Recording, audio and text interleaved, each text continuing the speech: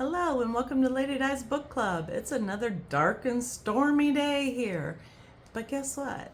It's a perfect day to read, or at least talk about reading, isn't it? If my lighting is a little off and stuff, it's because it's been dark, it's been stormy, and I'm rolling with whatever nature gives me. And nothing's perfect on this channel anyway, right? Right. I am really, really happy that I get to share a book with you that maybe wouldn't be in my top 10 for this year books, and I don't know that I've even started to even think about a top 10 and if I want to do one, but it is a good book, especially if you are into a little history, a little foreign history, because this one is set in, guess what, London, England again. So we're back to Great Britain in 1910, and it's actually between there and Egypt. And let's start with the book, shall we? It's called Daughter of Egypt by Marie Benedict. It actually follows the life of a noblewoman, a young noblewoman, who wants to be an archaeologist. She wants to go on a dig in Egypt. Her father's been going for quite a long time, and she's been trying to get on some of these digs. She's learned everything there is, and she's fascinated with one of the lady pharaohs, and that would be Pharaoh, I gotta look again, Hatshepsut, because I never get it right. Hatshepsut, we think is how it's pronounced. The thing that she likes about her was, like I said, she's one of the lady pharaohs. She was a very, very, very good pharaoh. She increased the lands, she increased the fortunes, she increased everything. Everything went well under her rule.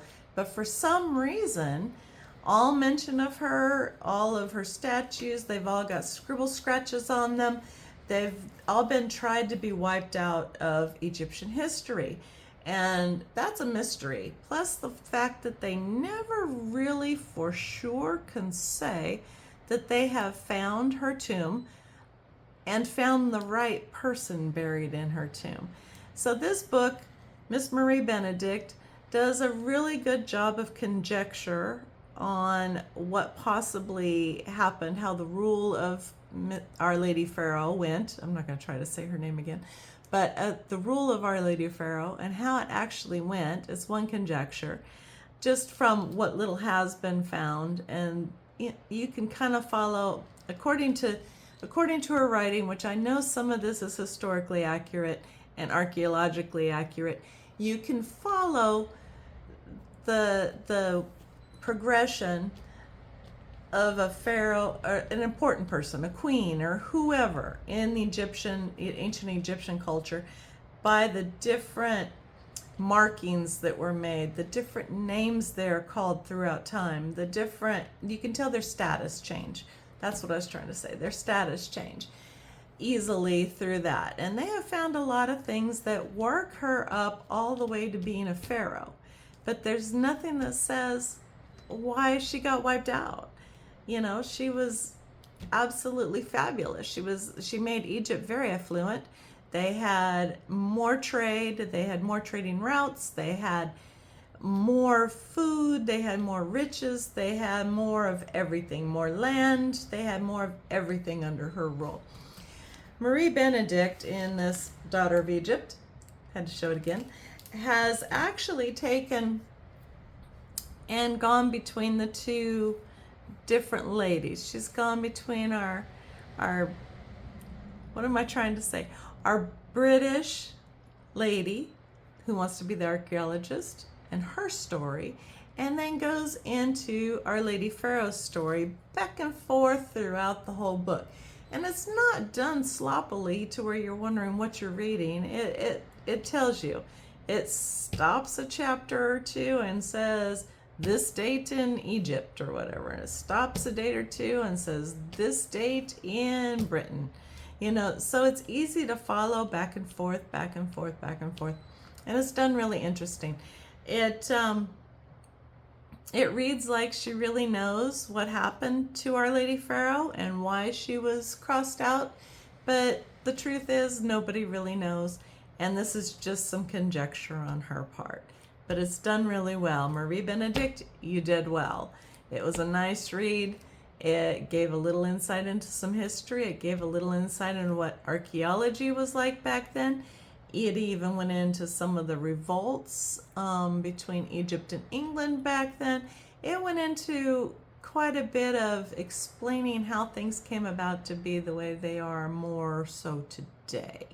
So, well done. Very well done. I like this style of book, in case you can't tell by me talking about it. But it jumped out the shelf at me, like they all do, because of the title. But originally I had actually said I was going to go to Egypt this year for my birthday. But even though it's still safe to go there with the Iran war going on still, and with the energy savings that they've been doing there, making sure that the shops and the restaurants and everything is closed at 9 o'clock and stuff, I just don't want to push my luck, and I'll shove it off until next year. And then for now, I'll study some more things Egyptian. I've got a million YouTube and National Geographic and stuff things to watch anyway before I go. And just have a good time then. In the meantime, I'll just hang out here in this lovely weather we're having, talking to you and reading. Why not? It's good times. So I've done almost half a year of these. I got looking at it today. I've done almost a half a year of these. I am so kind of impressed with myself, I do have to say. But anyway, that's neither here nor there. So, Lady Di's Book Club, Marie Benedict, Daughter of Egypt. If you haven't read it, you haven't read Marie Benedict before, she's worth your time and effort. I guarantee it. Anyway, in the meantime, this is Lady Di with Lady Di's Book Club signing off and hoping that you're curled up somewhere and you're reading. Bye.